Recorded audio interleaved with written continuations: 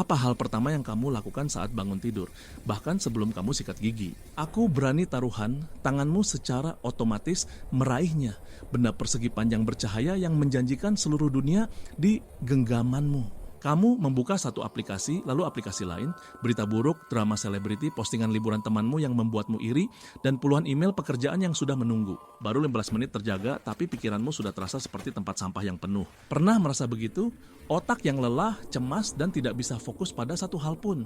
Selamat datang di era kelebihan informasi. Kita hidup dalam ilusi bahwa lebih banyak informasi berarti lebih banyak pengetahuan. Padahal seringkali itu hanya berarti lebih banyak kebisingan. Inilah masalahnya, otak kita tidak dirancang untuk ini. Bayangkan otakmu adalah prosesor komputer. Setiap notifikasi, setiap judul berita, setiap postingan yang kamu lihat adalah sebuah program yang berjalan di latar belakang. Ketika terlalu banyak program berjalan, apa yang terjadi? Komputer melambat, kepanasan, dan akhirnya macet. Fenomena ini disebut beban kognitif berlebih, cognitive overload. Kapasitas mental kita terbatas. Ketika kita membanjirinya dengan informasi berkualitas rendah, kita tidak menyisakan ruang untuk pemikiran yang dalam, kreativitas, atau bahkan sekadar ketenangan. Ada lagi yang namanya kelelahan mengambil keputusan. Decision fatigue. Setiap kali kamu memutuskan untuk mengklik sesuatu, membaca atau mengabaikan, kamu menggunakan energi mental. Energi ini terbatas. Jika kamu menghabiskannya untuk hal-hal sepele di pagi hari, kamu tidak akan punya sisa untuk keputusan penting di kemudian hari. Dan jangan lupakan dopamin, si neurotransmitter kesenangan. Aplikasi modern dirancang untuk memanipulasi sistem dopamin kita. Setiap notifikasi, setiap like, setiap berita baru adalah suntikan kecil dopamin. Rasanya enak, jadi kita terus kembali untuk mendapatkannya lagi. Ini seperti mesin slot di kasino. Kamu terus menarik tuasnya, berharap mendapatkan jackpot informasi yang menarik, tapi sebagian besar yang kamu dapatkan adalah sampah. Terakhir, ada bias negativitas. Otak kita secara alami lebih tertarik pada berita buruk. Ini adalah mekanisme bertahan hidup dari zaman purba. Apakah ada ancaman? Adalah pertanyaan yang selalu diprioritaskan otak kita. Di dunia modern ini berarti kita terus-menerus mencari berita tentang krisis, bencana, dan konflik. Hasilnya, stres kronis, kecemasan, dan pandangan sinis terhadap dunia yang seringkali tidak sesuai dengan kenyataan. Jadi, kita terjebak. Otak kita yang kuno tidak cocok dengan teknologi modern yang adiktif.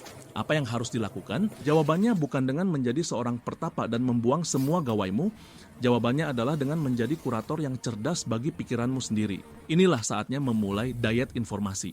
Seperti diet makanan, ini bukan tentang kelaparan, tapi tentang mengonsumsi hal yang benar dalam jumlah yang tepat. Berikut adalah algoritma praktis yang bisa kamu mulai hari ini. Langkah pertama, audit yang jujur. Kamu tidak bisa memperbaiki apa yang tidak kamu ukur.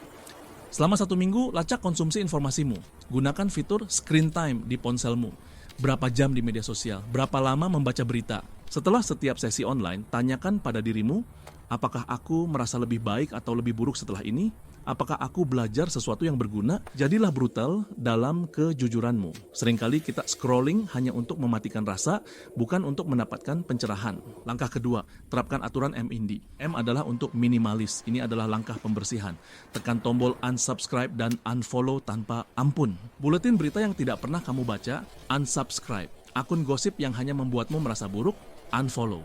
Grup WhatsApp yang isinya hanya hoax, keluar. Tujuannya adalah mengurangi jumlah sumber dan hanya menyisakan yang berkualitas tinggi. I adalah untuk intensional. Jangan pernah membuka aplikasi tanpa tujuan. Melihat-lihat adalah jebakan. Sebelum membuka browser atau media sosial, tanyakan, apa yang ingin aku cari atau capai di sini? Apakah untuk mencari resep, kontak teman, atau belajar tentang topik tertentu? Masuk, dapatkan yang kamu butuhkan, lalu keluar. Jangan tersesat di lubang kelinci. N adalah untuk nutrisi. Perlakukan informasi seperti makanan. Ada junk food dan ada makanan sehat. Junk food informasi adalah berita utama yang clickbait, tweet yang memancing amarah, dan video pendek tanpa substansi. Informasi yang bergizi adalah artikel panjang yang mendalam, buku, dokumenter, dan podcast yang membuatmu berpikir. Ganti 30 menit scrolling media sosial dengan 30 menit membaca buku.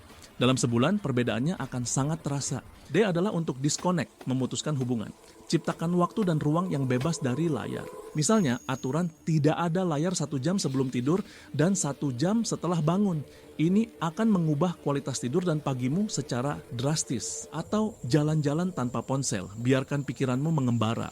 Kebosanan adalah tempat lahirnya kreativitas. Langkah ketiga, ganti ngemil informasi dengan jadwal makan. Alih-alih memeriksa email dan media sosial setiap 5 menit, tetapkan waktu tertentu. Misalnya, 15 menit di pagi hari dan 15 menit di sore hari. Di luar waktu itu, matikan notifikasi. Semua notifikasi, ya semuanya. Kamu yang mengontrol teknologimu, bukan sebaliknya. Awalnya akan terasa aneh. Kamu akan merasakan FOMO, fear of missing out, takut ketinggalan sesuatu. Tapi kemudian kamu akan menyadari bahwa 99% dari apa yang kamu lewatkan sebenarnya tidak penting. Dan kamu akan menemukan sesuatu yang jauh lebih berharga. JOMO, joy of missing out.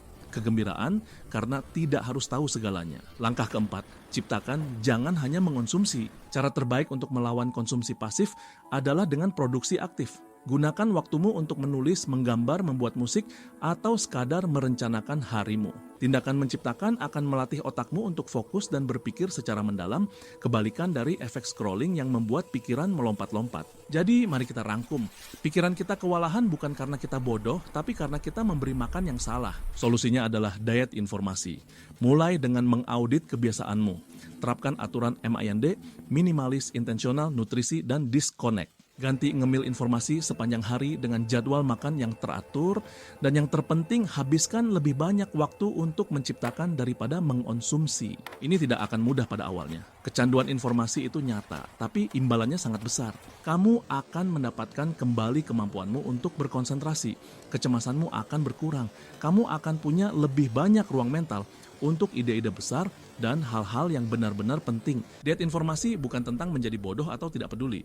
Ini tentang menjadi bijaksana. Ini tentang memilih untuk memberi makan pikiranmu dengan apa yang membuatnya tumbuh, bukan dengan apa yang membuatnya sakit. Jadi, apa satu hal kecil yang akan kamu lakukan hari ini untuk memulai diet informasimu?